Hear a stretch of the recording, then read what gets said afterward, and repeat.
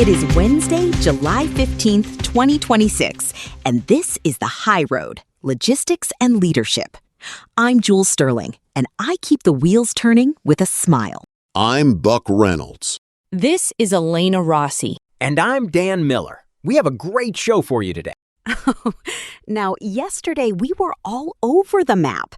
From that wild Texas nuclear verdict to the General Mills AI overhaul and the EPA's move on limp mode. Right. It was a lot. But today we've got a packed episode. We're talking about a historic surge in driver pay, a massive fiscal shock from the Supreme Court, and the official birth of the autonomous logistics workforce. Look, let's start with the money. The June driver pay index just hit the wires, and it's unprecedented. Wait, how high are we talking? Pay is now 57% higher than January 2020 levels. The index hit an all-time high of 170.04 in June. My thing is, we're seeing a fierce fight for drivers who are actually legally compliant. It's not just inflation anymore. Right. We're seeing a 13.5% increase in just the last 2 months. It's a total scramble for capacity. Actually, my concern is that this surge correlates with a recovery in spot rates. If payroll lags by 4 to 6 months, we're looking at even higher costs soon. Yeah, which means the pricing pendulum is still swinging. Shippers are just going to have to eat this or pass it on. And it's not just the labor. The equipment side is just as wild. Class 8 truck orders are up 241% year over year. Well, the fleet average age is at a 5-year high. Carriers are finally realizing they can't run these old rigs into the ground forever. It's a total replacement cycle. DTNA is even recalling 400 employees to their Mount Holly plant just to keep up. I can see that. But from a risk perspective, a sudden flood of new equipment needs new driver training. Here's the deal. New trucks don't mean new skills. You can't just hand a rookie the keys to a new S13 and expect it to move. You're not wrong. But the money is moving. And that money isn't just in the driver's seats. The Treasury is basically handing out checks like candy. This is the fallout from the learning resources case. The Supreme Court ruled that the president overstepped his authority on those broad-based tariffs. Right. And the government is now paying out billions in refunds. Precisely. In June alone, the Treasury paid out $25.6 billion more in refunds than it collected. Look, the reality is the federal deficit is widening to over $1.3 trillion because of this. But for the companies, it's a windfall. Nike is reportedly expecting nearly $1 billion back. If I can jump in, the strategic dilemma is whether they pass those savings to consumers or just pocket them to offset the energy crisis. I mean, with Brent crude hovering around $85 because of the Hormuz blockade, I'd bet they keep the cash. For sure. And that's why we're seeing the China Plus One architecture become the baseline. It's not a hedge anymore. It's the map. I'm seeing that in my accounts. It's a total shift toward Mexico and Vietnam. It's almost a panic move at this point.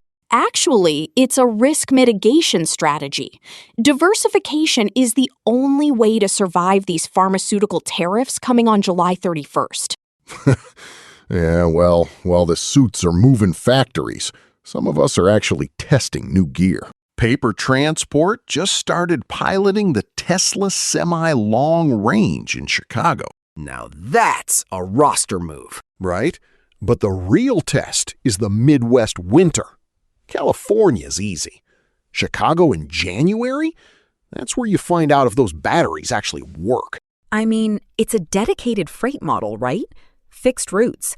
That's the only way BEVs make sense right now. Exactly. They're using the 500-mile range config. 800 kilowatts of power. It's a beast on paper. I'm just thinking about the maintenance. If a battery fails in a Chicago blizzard, That's a massive liability for the carrier. True, but the goal is reducing Scope 3 emissions. If it works, every dedicated carrier in the country will be looking at them. That's the high-level view, but if you look at the actual gateways, Long Beach is absolutely slammed.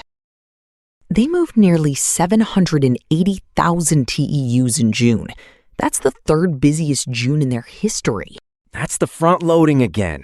Everyone is racing to beat that July 24th tariff repeal. Right. It's a summertime surge, and they're leaning hard into tech. They've got Cargo Nav for visibility and the CDOC Center for cyber defense. Well, they have to. A cyber attack on a port moving $300 billion in trade would be, well, it would be a catastrophe. Totally.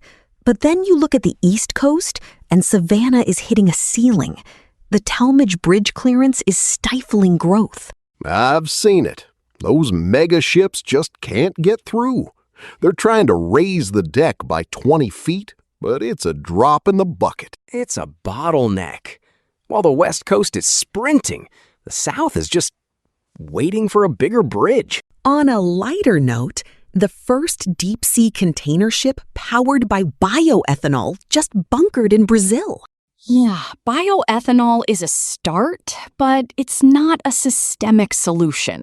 It's a proof of concept. Maybe, but it's a step. Hey, before we move on, a quick note from our sponsor. Strategic logistics requires world-class engineering. This show is powered by the stack developed by Eric Christensen at Neural Network Media. Support the architect behind the code. Visit our Patreon at patreon.com/neuralnetworkmedia for a free trial and access to our daily briefing PDF. All right, let's talk about the regulatory mess in Canada. The Ontario Trucking Association is calling for a joint strategy with Quebec. About time. I've heard about those chameleon carriers for years. They just hop the border to hide their bad safety records. Exactly. And the Auditor General found that 25% of Ontario's training schools have never been inspected. Wait, what? Right? And 80% of companies have never had an MTO audit. Quebec is so fed up, they're requiring their own road tests for Ontario drivers. I don't blame them. If you can't trust the license, you test the driver. Simple as that. Precisely. Now, on the technical side, the API just approved the next-gen engine oil for 2027 engines. Here's the deal. New oil is great, but it's just more cost for the owner-operator. It's a requirement for the new emissions standards, Buck. You can't opt out of chemistry. I know. Now it's time for Iron Lady's Verdict, our Wednesday segment where we break down the most critical risk and regulatory shifts. Today, we're looking at the EPA's proposal to entirely eliminate DEF-related engine derates. You know, the dreaded limp mode. Wait, they're actually getting rid of it? They are. Administrator Zeldin is proposing to replace those mechanical shutdowns with audible and visible alerts. Now we're talking. No more getting stuck at 5 miles per hour on the shoulder of I-80 because a sensor decided to glitch. Hold on, Buck. Here is the verdict. The mechanical teeth of emissions enforcement are being pulled. For 16 years, the truck forced the driver to comply. Now, the burden shifts entirely to the fleet manager. So the truck doesn't stop, but the driver still gets the alert? Exactly. But if a driver ignores that alert and the truck is found to be out of compliance, the legal liability is now on the company's culture, not a software glitch. Look, I'd rather have a driver who can drive 5 miles to a safe spot than a brick in the middle of the highway. True. But from an insurance perspective, we're moving from the machine failed to the human ignored the warning. That is a much harder case to defend in court. It's a shift from hardware enforcement to managerial accountability. Precisely. Iron Lady's verdict? That's a wrap. That regulatory side is one thing, but the tech side is hitting a wall.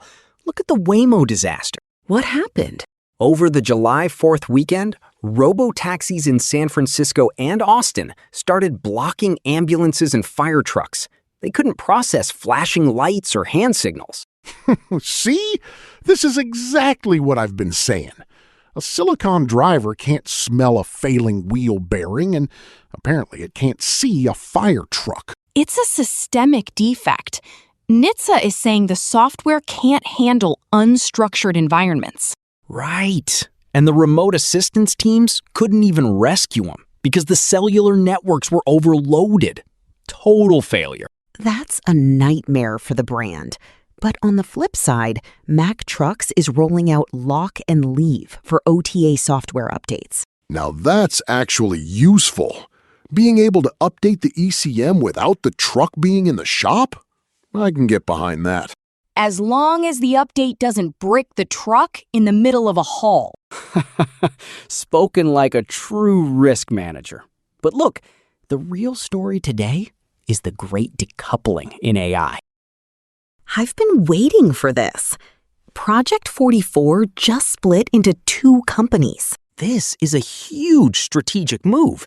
They've got Project 44 for the enterprise shippers and a new entity called LSP 44 for the logistics service providers. Right, and LSP 44 is AI native from day one.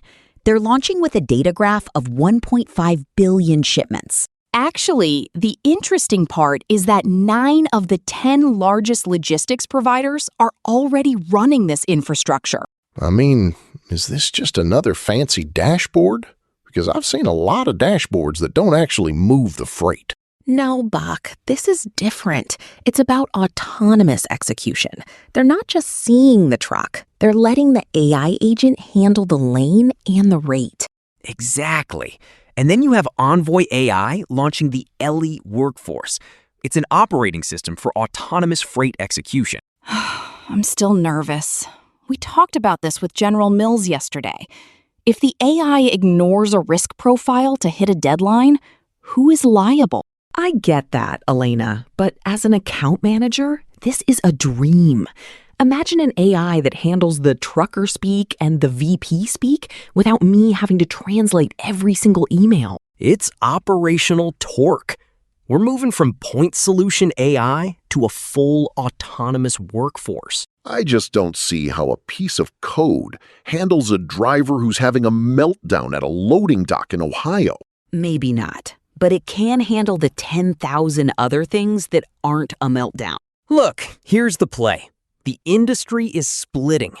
You've either got the AI native infrastructure, or you're just a legacy company with a few plugins. I guess that's the reality. But the human relationship part of this business, the handshake Stan always talks about, that can't be coded. Exactly. Freight moves on handshakes, not just code. But the code is what gets the handshake to the right place at the right time. I'll give you that one.